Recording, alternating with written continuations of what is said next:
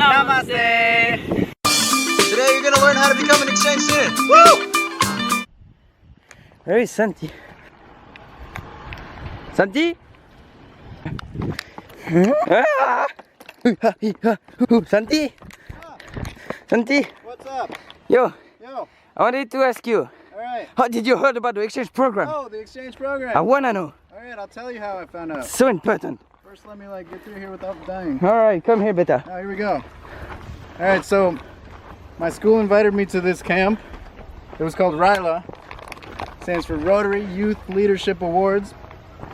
And it was a camp to improve your leadership. And when I went there, I met people who were Rotary Youth Exchange students. And they told me about it. And I was interested. John? John? I would like to ask you some question. Can you come, please? Oh, sure, man. Thank you. What's up? Oh, wait, come here, come here. The lightness for your brightness, my lord. Okay. How did you heard about the exchange program, Johnny? I heard about being an exchange student from 2 exchange students that went to my school in the first year of my high school.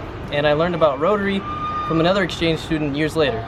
Alright, so what are the requirements for that? So to be a Rotary Youth Exchange student, you gotta be between the ages of 15 and 18. Once you become 18, that becomes kind of sketchy. Some countries don't want you because they don't want people who are, you know, like above legal age of 18. Yeah? But you can usually make it. Your selection is less if you're 18. Other requirements, some countries have a language requirement. Not all countries, most countries do not have a language requirement. For example, I'm in India and I did not speak Hindi before coming, and that's okay. But some countries, they want you to speak French. For example, like Belgium, I believe if you want to go to Belgium, you have to have already taken 2 years of French beforehand. But you just gotta do a little bit of research and you'll find out which countries have that. But many countries do not have that, so don't worry about it that much. If you guys have any dietary things that you do, like for example, I'm a vegetarian, but that works for me because I'm in India, and India, a very large amount of the people are vegetarians. But there's many countries that you're not allowed to be a vegetarian because you'd be missing out on the culture if you didn't eat their meals, you know, like if you went to Germany and you didn't eat sausages, you'd be messing up. So there's many countries where you cannot be a vegetarian, so you just got to keep that in mind. You need parents' permission, Okay. and your parents don't have to be Rotarians, and you need to have good grades. Alright.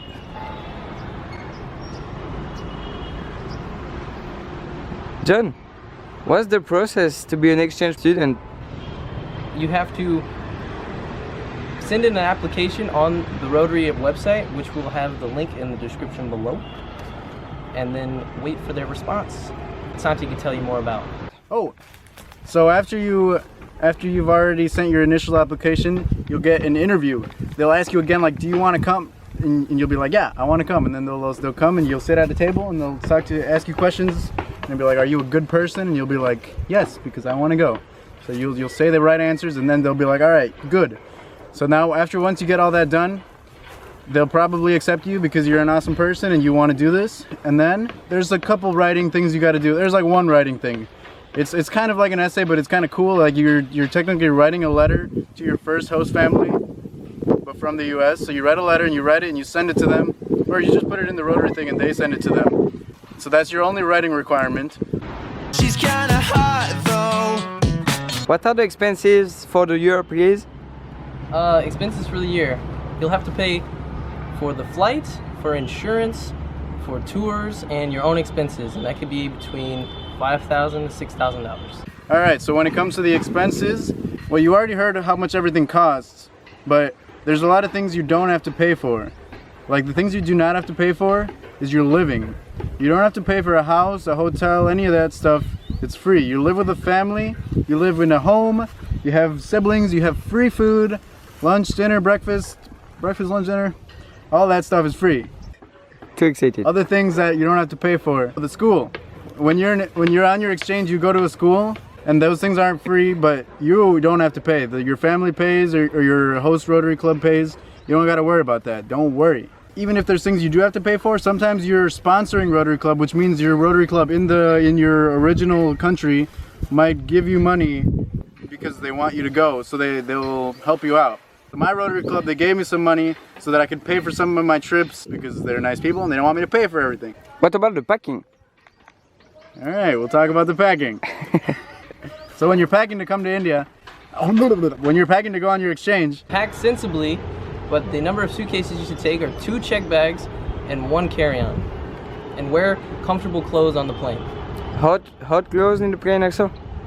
Because of the AC? Warm clothes, yes, because they do crank up the AC pretty hard. you got to realize that you're going to another country, and like you maybe don't realize that right now, but it's like a whole nother world. Or just when you're packing, like you just got to use common sense. Don't bring things that you know, like if you doubt it, then just don't bring it. Like you're probably not going to need it. If you're like, oh, maybe I'll use this like a one time, like just don't bring it.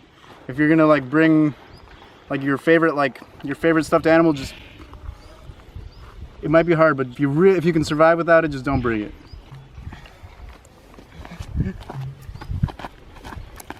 Nice shoes. Yeah, dude, these are sandals, bro. Hindi word of the day. Chappal. You would not believe me. You would never catch me wearing sandals in the US. Like I would wear shoes every day, everywhere, socks. I couldn't, like I'm not wearing socks right now. I could never not be wearing socks. But here, dude, it is so hot, I have to wear socks. If you're going somewhere hot, realize that like you might not be wearing shoes with socks and like your nice cozy furry socks, like knee high. You're probably not gonna be wearing that because you're gonna be sweating. So just think about your weather. Then in another case, if you're going to like Slovakia or someplace like cold, don't bring your flip-flops. You're not gonna wear them ever. Bring something appropriate for the weather. All right, I brought too many pairs of socks. Don't do that. Don't be me. Don't be Santi. Be good. What was your first experience? My first experience, it had to be when I came out of the airport. I saw the tons of people lined up in the front. I didn't know who my host family was. I was looking for them. I had no idea where they were out of these thousands of people I was looking at. Eventually I saw them, they waved me down, and I went with them, and I got in the car, and my first drive through India was in Mumbai. I got to see like all the crazy things you'd never see anywhere else, like rickshaws and dogs and like the cows and stuff. That was pretty great. Santi? Santi? Santi? Before you even leave your actual country, you're gonna get on a plane, and you're already gonna realize that it's like different. All the people on that plane are gonna be from that country probably. Like there's gonna be some of your own people, but there's gonna be people from that country too. So for me, I got on a plane but when I was still in the U.S., it was a big plane, so there was a bunch of Indian people already there. So I already felt a slight culture shock before even leaving the U.S. because I was already surrounded by Indian people, and it was exciting though. I wasn't like scared. It was so exciting. I was like, oh yes, and I was like, yes, the people that I'm gonna be with for a whole year. I'm already here with them. Woo! Then, keeping this in mind, you're in a plane with people like from that country, so you're gonna get food from that country. For me, I got Indian food on the plane to India from the US, so you're already gonna get a little bit of that culture. So if you're going wherever you're going, you're gonna get their food while you're going because you know the airlines are cool, they try to feed their people the right way. All right, now we'll move on. So once you step off that plane, you take your first step, nothing's really gonna happen, but because it's an airport. But when you take your second step, right out of the airport, after you've done all that visa stuff, everything, you're gonna step out into the real world and you're gonna see real people. Dude, it's so crazy. At least for me, I stepped, like it was nice, you know, AC. You step out, so you feel like a wall of humidity and heat and like sweat. It just hits you like that. So you're gonna see everything right when you come out. Depending on where you go, you're gonna see different things. But right at first step, you're gonna see what it's really like. How was your first night? My first night was funny. I was getting like major culture shock because we stayed with one of the relatives from my host family, one of their houses in Mumbai, and I remember asking where the restroom was or where the washroom was. They're like, oh, it's over there. And I go in, I turn the light on, and when I do, I see this little gecko crawl behind the mirror. And I was like, oh my gosh, it was just so amazing to me. It's crazy because you'd never see that like where I lived in America, in Ohio. There's no geckos anywhere. And then we stayed the night there, and I had to share a bed with my host dad in this one little bed. We had to share it. And I didn't sleep at all that night because just all the crazy sounds of Mumbai. There were horns, I could hear animals, I hear people yelling, laughing, all kinds of stuff. But it was great. It was really great. All right, so your first night, it's going to be like quite an experience. You know, you're going to be outside of your comfort zone. You're going to be in a new place. It's going to be all exciting, though. You're not going to be really scared. Your first night, you're going to be full of adrenaline, like, whoa, I'm here. It's happening. And for me, I spent my first night on a train. I slept for 8 hours on a train. You know, I don't know if that's the best way to spend your first night, but it's a cool story to tell.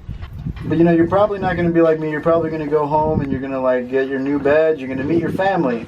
So when it comes to meeting your family, they're going to be so welcoming, like, you know, what do you expect? Like, how are they? They're going to be nice to you. It's going to be cool. And you're going to meet, if you have siblings, you're going to meet your siblings. You'll start bonding a little bit. It's all going to be cool. Just don't worry about it. Like, it's going to be good. You're going to meet your family. And after a while, you know, you'll get used to them. Even if your first night is kind of rough, don't worry about it. It'll be good in the end. You'll enjoy your stay. Alright guys, thanks for your answers. You wanna say like a final word or something like that? If you are considering doing this exchange, then just do it. You won't regret it. Not at all. It's an experience of a lifetime. Never again could someone experience something so great and so life-changing as this exchange. Like, nothing bad will come from you doing this. Nothing at all. Like, it's so good. They might tell you like you're gonna miss out on like something at home, but like nothing can compare to this. Like, really, like, even the things that I miss sometimes today, like, oh man, I wish I could do this. It's nothing compared to like those little things. Nothing compared to this world, this people, this culture, this lifestyle. It gives you so much. There's a mini series that we're gonna do. It's gonna be a day in the life of the exchange student. We're just gonna be one day in what we do every day, or on a normal day. And you can follow us and see how we go through our life. It's pretty entertaining, actually, even for us. No day is exactly the same. We get a little bit of pizzazz in every one. You're gonna learn about us. You're gonna see more things. If you like what we do, then subscribe, like it. Hold up, dude. I want to go over there. Okay. All right, here we go. Share with your friends. Thanks for watching. Peace out, Peace man. out. Blooper time. Our channel is TIP. It stands for travel. Peace.